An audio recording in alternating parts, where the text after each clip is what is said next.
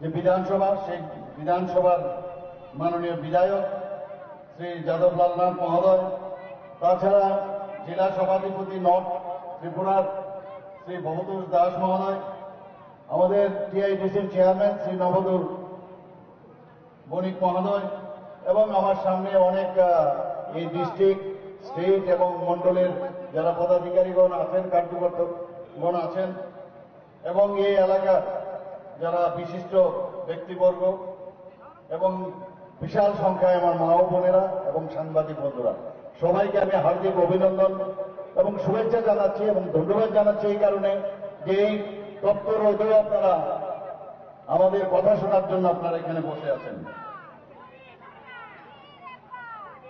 বন্ধুগণ, এবারের যে নির্বাচন খুব গুরুত্বপূর্ণ নির্বাচন। আমরা সবাই জানি যে এই নির্বাচনে আবার তৃতীয়বারের জন্য প্রধানমন্ত্রী হিসাবে আমরা আমাদের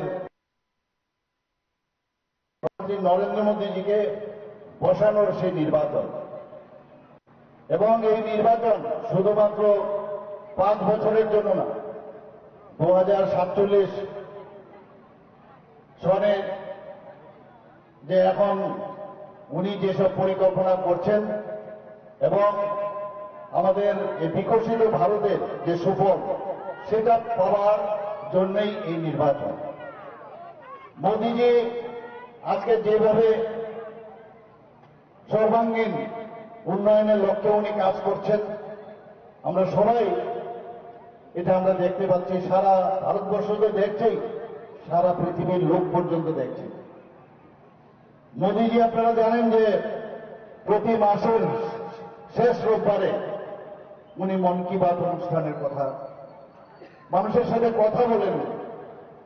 সারা পৃথিবীর যারা রাষ্ট্রপ্রধানরা আছেন, যারা প্রেসিডেন্টও হোক, প্রাইম মিনিস্টারই হোক, ওনারা অবাক চিত্তে ভাবেন যে এইরকম রাষ্ট্রনেতা তো আমরা কখনো দেখিনি, যে উনি এতদিন ধরে এই মন কি বাত অনুষ্ঠান করছেন এবং তার মেইন উদ্দেশ্য কি, যে সাধারণ মানুষের কথা শোনা। আপনারা সবাই দেখি যেভাবে মানুষের সাথে উনি কথা বলেন, তাতে করে মানুষের সাথে সম্পর্ক সৃষ্টি করে নেন, সম্পর্কের সাথে যে সমর্থন সেটাও উনি আদায় করেন, এবং কি সমস্যা হচ্ছে, কি কি প্রয়োজন আগামী দিন এই মন কি বাত অনুষ্ঠানের মাধ্যমে উনি সেইভাবে আগামী দিন তার পরিকল্পনা করেন। চারটিখানে কথা নয়, এতদিন ধরে এই মন কি বাত অনুষ্ঠান চলছে এবং এই মন কি বাত আমরা দেখেছি যে এর আগে রামায়ণ মহাভারত যে টিভি সিরিয়াল হতো আমরা সবাই দৌড়ে যেতাম। এখন এমন একটা হয়েছে যে প্রধানমন্ত্রীজি যখন মন কি বাতের অনুষ্ঠান হয়, সমস্ত মানুষ বসে থাকে উনি কি বলছেন, কি জানতে চান মানুষের। এই হচ্ছে আমাদের মাননীয় প্রধানমন্ত্রী নরেন্দ্র মোদীজি। উনি কি বলেছেন সেদিন রাস্তাবল ময়দানে, আমাদের বিবেকানন্দ ময়দানে কিছুদিন আগে এসেছিলেন, উনি এসে বলেছেন যে 10 বছরে আমি যা দিলাম বা আমি করার চেষ্টা করলাম, ये तो ट्रेलर है, पिक्चर तो अभी बाकी है। কাজে আমাদের আগামী দিনের ফুল পিকচার যদি দেখতে হয়, উনি সেদিন বলেছেন যে এই 2047 সন শুধু নয়, এবারের ইলেকশনের পর আগামী 1000 বছর পর্যন্ত ভারত কোন দিকে যাবে তার যে দিক নির্দেশনা সেটা তৈরি হবে। কি কি করবেন আমরা তো বুঝতে পারছি না। এই 10 বছরে উনি যা করেছেন, আজকে 2000 আমরা 14 আগে এই ভারত এটাকে টিকবে কি টিকবে না, সেরকম একটা অশনি সংকেত আমরা দেখতে পেয়েছিলাম। আপনারা সবাই জানেন মিলিজুলি সরকার ইউপিএ চারিদিকে স্ক্যাম, আমাদের সোলজারদের গলা কেটে আমাদের দেশের মধ্যে ফেলে দিত পাকিস্তানের সমস্ত হারমাত বাহিনী। আমরা সবাই জানি টেররিস্টরা আমাদের পার্লামেন্টে পর্যন্ত আক্রমণ করেছে। বোম্বের টেররিস্ট কাহিনী আপনারা সবাই জানেন। সমস্ত দেশের মধ্যে এই ধরনের ঘটনা হতো। চাইনা আমাদের হাজার হাজার বর্গ কিলোমিটার এখনো ওদের দখলে চলে গেছে। শুধু তাই নয়, নর্থ ইস্টে আমরা দেখেছি, এর জন্য আমরা ভুক্তভোগী। যে টেররিস্টদের যে বারণ আমরা সবাই দেখেছি, কোথায় কখন সেই বোম ব্লাস্টিং হবে আমরা জানতাম না। মানুষকে ধরে নেওয়া ত্রিপুরাতে আমরা দেখতাম, মানুষকে ধরে অপহরণ করে নিয়ে যেত মুক্তিপণ। কি একটা অবস্থা ছিল, কোনো কন্ট্রোলই ছিল না। সেই জায়গায় 2014-তে প্রধানমন্ত্রীজি যখন এলো, যখন সার্জিক্যাল স্ট্রাইক করলো, এবং আমরা জানি এয়ার স্ট্রাইকের পরে তখন কিন্তু আর শব্দ আর নেই পাকিস্তানে। সেদিন আমাদের মাননীয় যশস্বী হোম মিনিস্টার সাহেব বলছিলেন যে এই 2014-র পর 1 ইঞ্চি জমি, তো এই হচ্ছে আমাদের এখন প্রধানমন্ত্রীর নেতৃত্বে যে সরকার। আমরা এই কারণেই এবার খুব ইম্পর্টেন্ট আমাদের এবারের ইলেকশন, এবং এখানে বলা হয়েছে, আপনারা সবাই জানেন, আমাদের যে ভারতীয় জনতা পার্টির পক্ষ থেকে যাকে মনোনয়ন দেওয়া হয়েছে, রাজ ফ্যামিলির কন্যা মহারাজা কিরিট বিক্রম কিশোর মাণিক্য বাহাদুরের কন্যা মহারানী কৃতি সিং দেববর্মা মহোদয়। এখানে বিরোধীরা বলছেন উনি তো এখানকার নয়, উনি তো বাইরে। আমার মেয়ে যদি বাইরে এখন বিবাহের কারণে বাইরে যায়, সে কি বাইরের লোক হবে?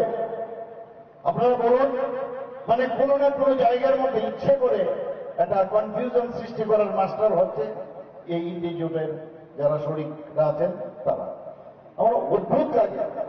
ওনাকে আমরা মনোনয়ন দিয়েছি, এবং উনি সারা ত্রিপুরাতে আমাদের যে ইস্টের যে সিটগুলো আছে, 30টার মতো আমাদের অ্যাসেম্বলি সিট আছে, সব জায়গায় উনি ঘুরছেন এবং মানুষের কাছে বলছেন ওনাকে ভোট দেওয়ার জন্য। বন্ধুগণ, আমরা আগে শুনতাম যে স্বর্ণযুগ স্বর্ণযুগ, শুনতাম কিনা? স্বর্ণযুগ চলছে। আমার মনে আছে আমাদের প্রাক্তন উপমুখ্যমন্ত্রী এবং যিনি অর্থমন্ত্রী ছিলেন, উনি বললেন যে অফিসে গিয়ে কোথায় স্বর্ণযুগ, একবার ফাইলগুলো আধিকারিককে বললেন যে নিয়ে আসুন। সে স্বর্ণ তার খুঁজে পেল না। দেখলো কি 13,000 কোটি টাকা মতো ঋণ এই বামফ্রন্টের ওরা রেখে গেছে। উনি বলছিলেন যে কোথায় স্বর্ণযুগ স্বর্ণযুগ, আমরা তো আর দেখতেই পাইনি। আর সেই জায়গায় মোদীজি কি বললেন, আমি হীরা দেব আপনাদের, এবং সেটা হীরা মডেল উনি দিয়েছেন। এবং হীরাতে কি national highway, H4 highway, national highway, আজকে রাস্তা দিয়ে আমরা আসছিলাম, যেখানে যাই এত সুন্দর রাস্তা। আমি সব জায়গায় বলি যে মোদীজি শুধু রাস্তা আমাদের দেননি, রাস্তা দিয়ে আমাদের আগামী ভবিষ্যতের আমাদের রাস্তা কি হবে সেটাও উনি আমাদের দেখাচ্ছেন। ন্যাশনাল হাইওয়ে 6টা পেয়েছেন, প্রায় কাজও প্রায় 60%-এর উপর হয়েছে। আরো 4টা ন্যাশনাল হাইওয়ে তারও অন প্রিন্সিপল, সেটা উনি আর্থিকভাবে উনি তৈরি আছেন, সেটাও দেবে। 4টা রোপওয়ের কথা বলেছেন উনি। ইন্টারনেট আমাদের এই হীরার H4 national highway, I4 internet, 3rd strongest internet আমাদের সারা ভারতবর্ষের মধ্যে। আমাদের ছেলে মেয়েরা এখন ইন্টারনেটের যুগে আছেন, আমাদের ভবিষ্যৎ ইন্টারনেট যুগের থাকবে। সেটাকে সামনে রেখে আজকে এত ডেভেলপমেন্ট হচ্ছে সারা ত্রিপুরাতে, সারা ভারতবর্ষে, সেটা একটা সম্ভব হয়েছে একমাত্র মাননীয় প্রধানমন্ত্রীর জন্য। আমাদের রেলওয়ে, আজকে আমরা রেলেই আছি এখানে, প্রায় 17 থেকে 18টা এক্সপ্রেস ট্রেন ত্রিপুরা থেকে যাচ্ছে। আরো লোকাল ট্রেন মিলে প্রায় 21 থেকে 22টা ট্রেন এই ত্রিপুরায় থেকে বিভিন্ন জায়গায় এখন যাচ্ছে, যেটা আমরা কোনোদিন কল্পনা করতে পারিনি। এয়ারপোর্ট আমরা দেখেছি, কত সুন্দর এয়ারপোর্ট, আমরা সবাই দেখেছেন, ইন্টারন্যাশনাল এয়ারপোর্ট। এবং সেটা কার নামে হয়েছে? মহারাজা বীর বিক্রম কিশোর মাণিক্য বাহাদুরের নামে। আমরা আগে শুনতাম মহারাজাদের নাকি প্রায়ই বামফ্রন্টের শরিক, ওরা বলতো মহারাজারা নাকি কিছুই করেননি। আমরা সবাই দেখেছি কলেজ, স্কুল, রাস্তাঘাট, হাট বাজার, ওনাদের যে পরিকল্পনা ছিল সেগুলো আমরা দেখতে পেয়েছি। এখনো এবং আমরাই সত্যিকারের অর্থে আমরা এই মানিক্য ডাইনেস্টির যারা কাজ করে গেছেন তাদেরকে আমরা সম্মান দিতে পেরেছি, যে কারণে 1942-তে প্রায় বিশ্বযুদ্ধের শেষ ভাগে এই সিঙ্গারবিল এয়ারপোর্ট কে তৈরি করেছিল? সেই সিঙ্গারবিল এয়ারপোর্ট তৈরি করেছিল মহারাজা বীর বিক্রম কিশোর মানিক্য বাহাদুর। উনাকে সম্মান দেওয়ার জন্য উনার নামে, মহারাজা বীর বিক্রম কিশোর মানিক্য বাহাদুরের নামে এই ইন্টারন্যাশনাল এয়ারপোর্ট নামাঙ্কিত করেছেন মাননীয় প্রধানমন্ত্রী নরেন্দ্র মোদীজি। এবং আপনারা জানেন যে এই যে ইন্টারন্যাশনাল এয়ারপোর্ট এর মধ্যে অলরেডি ভায়াবল ফান্ড যেটা মাঝখানে দিতে হয় সেটা আমরা দিয়ে দিয়েছি। এখান থেকে প্রথম যে ফ্লাইট সেটা যাবে চিটাগাং।